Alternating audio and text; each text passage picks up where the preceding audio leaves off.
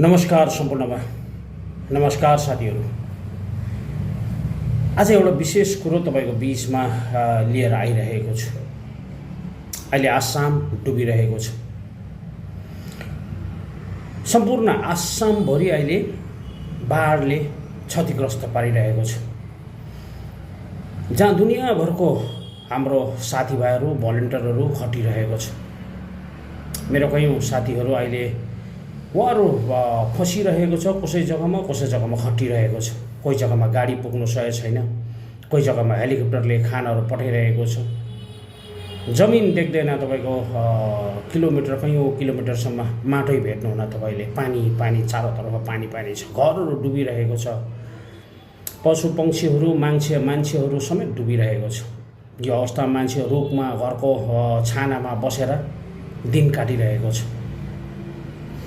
हाम्रो साथीहरूले कतिवटा अर्गनाइजेसन्सहरूले सकेभर उहाँहरूले त्यो जग्गासम्म कुन जग्गामा भ्याउँछ त्यो जग्गासम्म यो त्रासित समयमा उहाँहरूले खाना पुर्याउने कोसिस गरिरहेको छ। उहाँहरूले केही सामानहरू दिने कोसिस गरिरहेको छ। पकाउनेको जरिया छैन, पुर्याउनेको जरिया छैन। तर पनि हाम्रो कतिवटा भलिन्टियर साथीहरूले यो आपदाको समयमा जति भ्याउँछ, जहाँसम्म भ्याउँछ त्यहाँसम्म उहाँहरू खटिरहेको छ। यो अवस्थामा म हजुरहरूलाई पनि हामीसँग जो जोडिनु भएको छ यो फेसबुकको माध्यममा, यो सोसियल मिडियामा जति पनि साथी सङ्गीहरू छ, यदि तपाईले आफ्नो छाकबाट एक छाक काटेर हामीले केही कुरो यो समयमा एज अ ह्युम्यानिटी हामीले उहाँहरूसँग खडा भयो भनेदेखिलाई हामीले आशिष त पाउने नै छौँ। तर यो आपदाको समयमा उहाँहरूले पनि एउटा राहत पाउनेवाला छ। हामी एज अ नेप इन्डिया फाउन्डेसन्स केही सामानहरू, केही पैसाको डोनेसन गरेर यहाँबाट सामान पठाउँ, लुगाफाटा पठाउँ भनेदेखिलाई जरिया छैन, किनकि त्यहाँसम्म गाडी पुग्नेवाला होइन। तर त्यहाँकै संस्थाहरूलाई हामी एकाउन्टेबिलिटीको साथमा हामीले यहाँबाट केही रुपियाँहरू सघाइरहेका छौँ।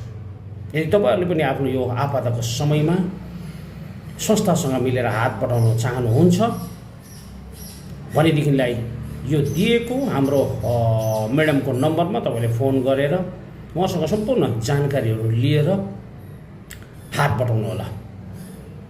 समय परिआएको बेला मात्र हामी खडा हुन सक्नुपर्छ।